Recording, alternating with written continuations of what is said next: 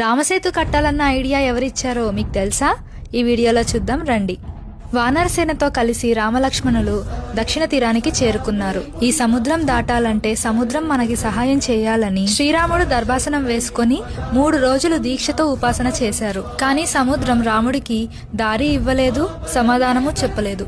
అది చూసిన రాముడికి కోపం వచ్చి, ఈ సముద్రాన్ని నా బాణంతో శుష్కింపచేస్తాను. శుష్కింపడం అంటే ఎండిపోయేలాగా చేయడం. అప్పుడు మనమంతా సులభంగా లంకకి చేరుకోవచ్చు అని లక్ష్మణ ఆ బాణం అందుకో అని అనగానే లక్ష్మణ స్వామి పరిగెత్తుకుంటూ వచ్చి, అన్నా దయచేసి కోప్పడొద్దు, సముద్రాన్ని అలా చేయకూడదు. అందుకు రాముడు, నా మంచితనాన్ని ఈ సముద్రుడు అలుసుగా తీసుకుంటున్నాడు, ఇది సరైంది కాదు లక్ష్మణ అని బ్రహ్మాస్త్రాన్ని తీసి ఎక్కుపెట్టారు. అది చూడగానే సముద్రుడు భయంతో నీటిలో నుంచి బయటకొచ్చాడు.